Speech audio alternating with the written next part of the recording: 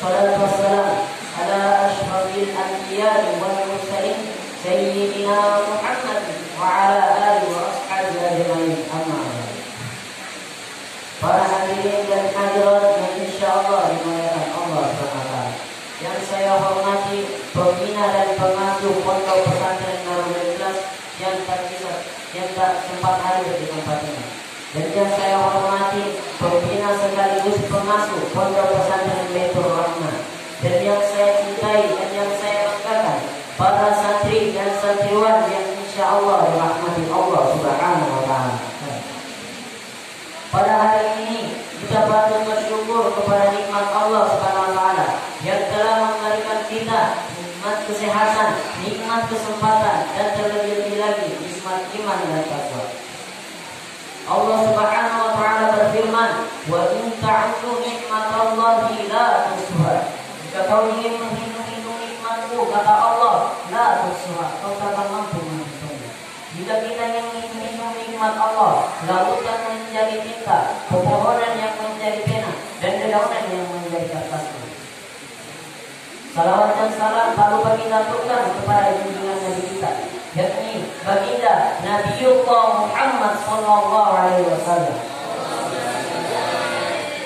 Nabi yang telah membawa kita dari alam kegelapan menuju alam terang seperti kita rasakan pada saat ini. Nabi Muhammad sallallahu alaihi wasallam bersabda, "Man ahabbani kana fil jannah." Barang siapa yang mencintaiku, kana fil jannah, akan ikut bersama di surga. Maka dari itu, untuk membuktikan rasa cinta kita kepada Rasulullah SAW, marilah kita bersalawat bersama-sama kepada Ya Nabi Ya Rasul Salam Alaika Salawatullah Alaika. Dan hadirat yang insyaallah dimuliakan Allah Subhanahu wa Ta'ala. Tak terasa tinggal beberapa minggu lagi kita akan memasuki bulan suci Ramadan, di mana di bulan ini kita betul-betul mensucikan diri, menahan diri dari hawa dan nafsu. Maka dari itu, marilah kita sekarang belajar mengubah diri kita menjadi lebih baik lagi untuk memasuki bulan suci Ramadan, agar kita mendapatkan syafaat di bulan suci Ramadan. Allah Subhanahu wa Ta'ala berfirman, "Ya ayyuhalladzina amanu taqullaha wa la tanzur nafsun ma qaddamat lighad wattaqullaha khairum lima ta'malun." Wahai orang-orang yang beriman, bertakwalah kepada Allah dan hendaklah setiap orang memperhatikan apa yang diperbuatnya untuk hari esok, dan bertakwalah kepada Allah, sesungguhnya Allah mengetahui apa yang kamu perbuat. Secara umum kita mengetahui jenis-jenis kemaksiatan yang dapat memperkeruh hati seorang mukmin, yang dapat memudahkan iman, baik yang zahir maupun yang batin. Di antaranya adalah berprasangka buruk dan berjasa mencari kesalahan orang lain. Allah Subhanahu wa Ta'ala berfirman, "Ya ayyuhalladzina amanu ijtanibu katsiran minadh dhanni inna ba'dadh dhanni ismun wa la tajassasu." Wahai orang-orang yang beriman, jauhilah sebagian dari berprasangka, karena sesungguhnya sebagian dari berprasangka buruk itu adalah dosa. Dan janganlah kamu tajassasu, mencari kesalahan orang lain. Terkadang di antara kita sering kali terjadi, sering kita berprasangka buruk kepada teman kita sendiri, mencari kesalahan teman kita sendiri, namun kita lupa mencari kesalahan diri kita sendiri. Kita lebih sibuk mencari kesalahan orang lain. Kita lupa mengoreksi diri kita sendiri, dan kita lupa mengintrospeksi diri kita sendiri. Ada suatu kisah di sebuah pondok pesantren. Ada seorang pak kiai yang sangat menyayangi salah satu dari para santri. Santrinya ini bernama Akbar. Akbar ini orang yang terkenal baik, sopan dan santun, akhlakul karimahnya baik. Namun ada kekurangannya Akbar. Akbar ini kekurangannya hafalannya cuma sedikit. Tapi karena adabnya yang baik kepada gurunya, makanya Akbar disayang oleh pak kiai. Hari demi hari, minggu demi minggu, bulan ke bulan, Akbar dengan pakaian ini semakin dekat, bagaikan anak dan bapak. Pada suatu hari semua santri pondok itu iri kepada Akbar. Mereka datang mendemo pakaiannya. Mereka bilang kepada Pak Kiainya, "Wahai Pak Kiai, sesungguhnya sebelumnya kami mohon maaf, tapi kami minta keadilan kepada Pak Kiai. Mengapa kami dibanding-bandingkan sama si Akbar? Kenapa kami dipilih kasih? Namun apa kurangnya kami? Kami lebih banyak hafalannya dibandingkan Akbar. Kami ini menaati semua peraturan Pak Kiai, namun apa kurangnya kami?" Maka jawab oleh Pak Kiainya, "Wahai santri-santriku, sesungguhnya Allah Subhanahu wa taala berfirman, "Wala tuzakku anfusakum wa a'lamu biman ittaqa." Maka janganlah menganggap dirimu suci. Wa a'lamu biman ittaqa. Dialah yang mengetahui orang-orang yang bertakwa. Siapa dia? Allah Subhanahu wa taala. Maka dari itu wahai semua santri-santriku, janganlah kalian menzalimi teman kalian sendiri. Janganlah kalian mencari kesalahan-kesalahan teman kalian sendiri. Carilah kesalahan diri kalian sendiri. Karena pakai ini menunjukkan sesuatu kepada para santrinya, maka disuruhlah para santrinya, "Wahai santri-santriku, besok pagi kalian berkumpul di lapangan dengan membawa 1 ekor ayam dan 1 pisau dapur." Keesokan harinya berkumpullah semua santri di lapangan ini dengan membawa 1 ayam dan 1 pisau dapur. Paginya langsung bilang, "Wahai santri-santriku, carilah tempat di mana kalian akan memotong ayam itu dan jangan sampai siapapun melihat kalian." Maka berpencarlah semua santrinya mencari tempat yang aman dan kosong dan tak sampai siapapun yang melihatnya. Setengah jam kemudian semua santri ini datang kembali berkumpul di lapangan. Namun si Akbar ini belum muncul. 1 jam kemudian baru Akbar muncul dengan mengherankan semua santri karena baju si Akbar basah dan kotor. Dan lebih mengherankannya lagi, sampai-sampai pakaiannya pun heran. Akbar tidak memotong ayamnya. Maka ditanya oleh pakaiannya, "Wahai Akbar, mengapa kau tak memotong ayamnya?" Akbar menjawab, "Wahai Pak Kiai, sebelumnya saya memohon maaf. Saya ingin sekali menjalankan amanah Pak Kiai. Namun sudah 1 jam saya mencari tempat di mana saya akan memotong ayam ini. Namun tak ada pun tempat yang saya dapat. Saya tetap masih dilihat." Maka dijawablah oleh Maka pakainya langsung bilang, bertanya kepada Akbar, "Wahai Akbar, siapa yang melihatnya?" Maka jawab oleh Akbar, "Wahai Pak Kiai, sesungguhnya Allah lah yang melihat saya. Allah lah yang mengawasi saya dari tadi selama 1 jam. Allah lah yang mengetahui apa yang saya lakukan." Sahabat-sahabat sekalian, dari kisah ini kita bisa mengambil pelajaran. Yang pertama, jangan sampai ada rasa dengki dan iri. Sebagai sahabat, janganlah kita iri kepada teman kita sendiri, dan janganlah kita mencari-cari kesalahan teman kita sendiri. Jangan kita berprasangka buruk kepada teman kita sendiri. Dan sebagai mukmin yang baik, seharusnya kita menutup rapat-rapat aib teman kita, bukan malah mempermalukannya, membuka aibnya depan guru kita ataupun orang lain. Sebelum saya menutup ceramah saya ini, saya ada 1 pertanyaan, tapi khusus yang cewek-ceweknya yang tercantik-cantik. Pesan-pesan apa saja yang disampaikan oleh ceramah saya ini? Bisa bersama.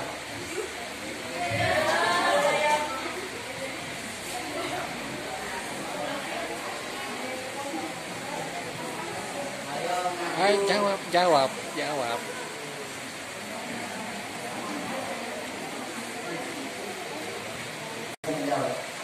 Langsung saja, marilah kita berdoa bersama-sama meminta kepada Allah SWT. Bismillahirrahmanirrahim. Ya Allah, ya Tuhan kami, ampunilah dosa kami, ampunilah dosa kedua orang tua kami, guru-guru kami, dan jadikanlah kami santri-santri yang beradab dan berakhlakul karimah kepada guru kami. Ya Allah, ya Tuhan santriwan yang berguna bagi agama, nusa dan bangsa. Rabbana atina fid dunya hasanah wa fil akhirati hasanah wa qina adzabannar. Subhana rabbika rabbil izzati amma yasifun, wassalamu alal mursalin, walhamdulillahi rabbil alamin. Assalamualaikum warahmatullahi wabarakatuh. Penampilan kedua dari santriwan Pondok Pesantren Darul Ikhlas kepada Pak Wali Bismillahirrahmanirrahim. Assalamualaikum warahmatullahi wabarakatuh.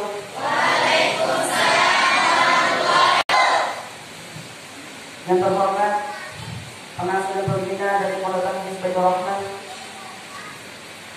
yang terhormat pembina kami Ustaz Subriyadi dari Pondok Pesantren Darul Ikhlas, dari Pondok Pesantren Hizbul Rahman dan Pondok Pesantren Darul Ikhlas. Innal hamdalillah wa nastaghfiruh wa na'udzu billahi min shururi anfusina wa min sayyiati a'malina. Man yahdihillahu fala mudilla lahu wa man yahdihhu fala hadiya lahu. Asyhadu an la ilaha illallah wa asyhadu anna Muhammadan abduhu wa rasuluh la nabiyya ba'dahu. Salisan syukran jazilan ala munassikil barnamij musabbabi syahr an nalqiya kalimatan hadhil mawdu'.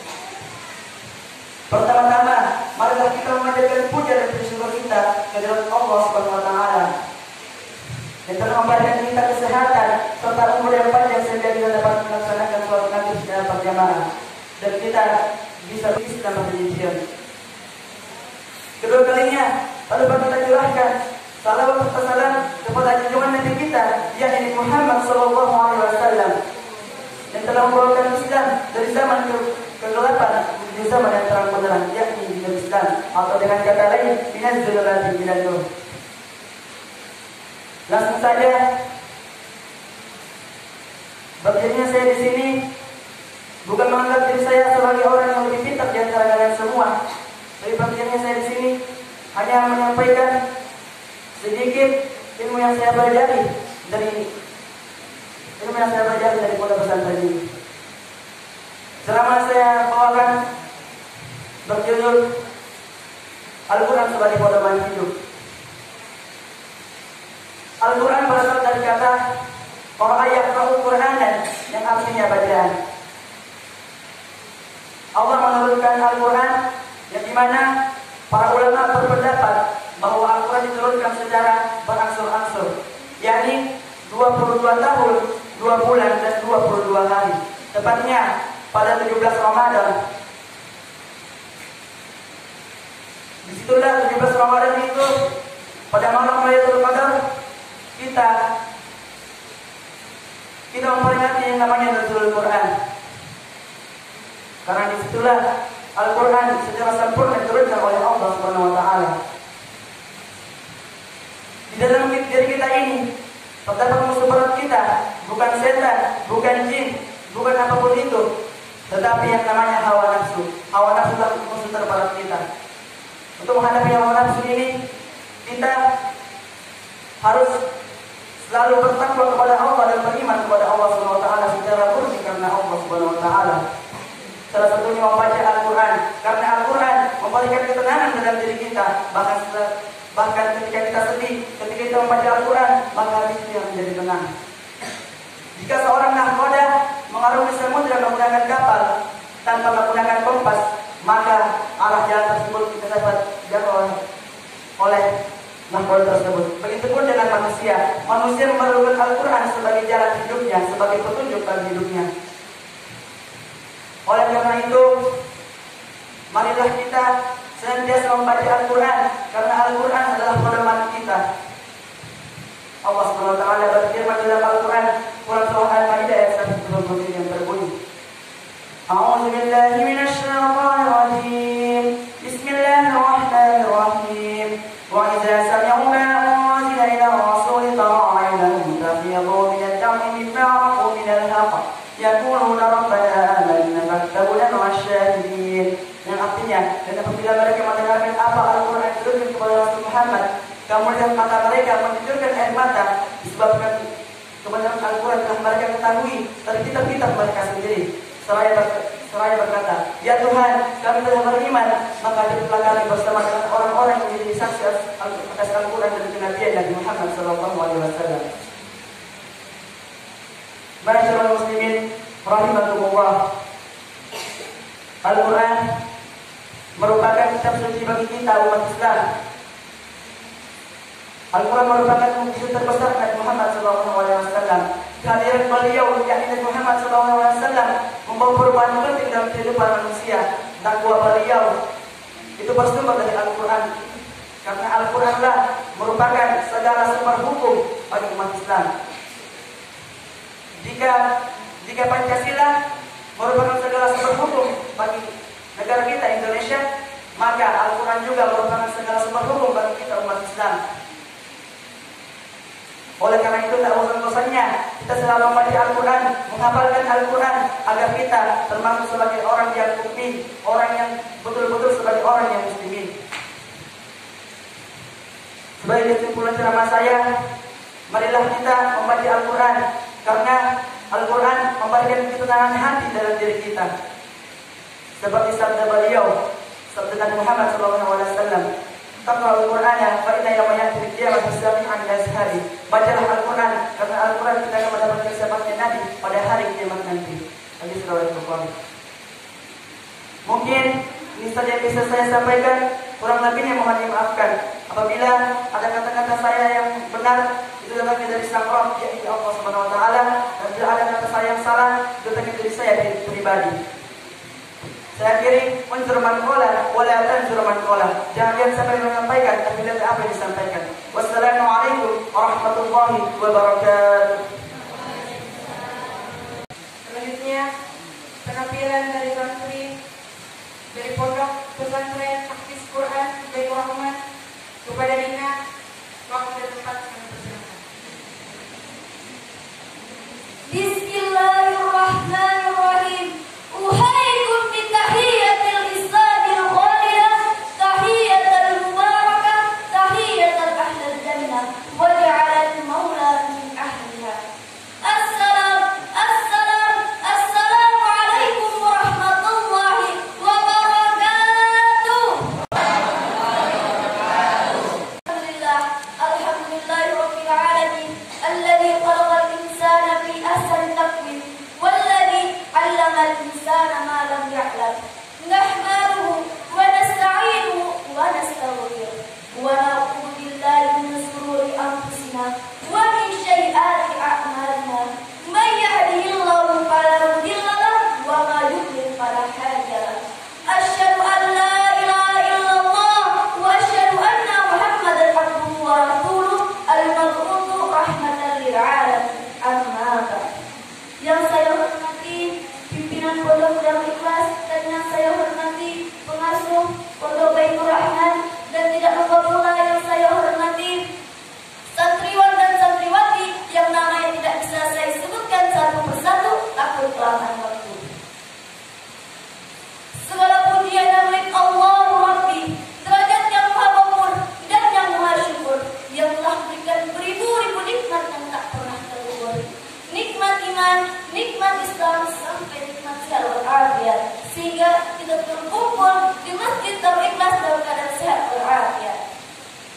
Seandainya lautan-lautan yang ada di bumi ini Allah jadikan sebagai kita, lalu mohon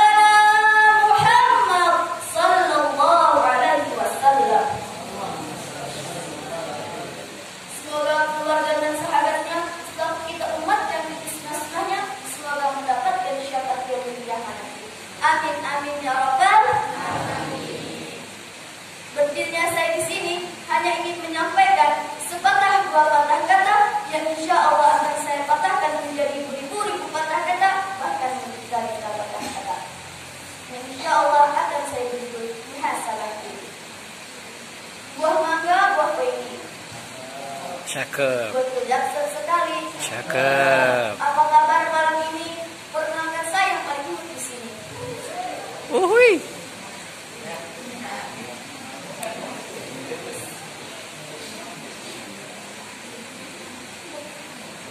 Sahabat muslim juga Allah Subhanahu wa taala. Kenapa dunia muhasabah? Kata Imam Al-Basri, seseorang tidak akan mendapatkan pendekatan ketakwaan sampai dia melakukan muhasabah. Lebih dekatnya kepada dia sendiri dibandingkan orang lain.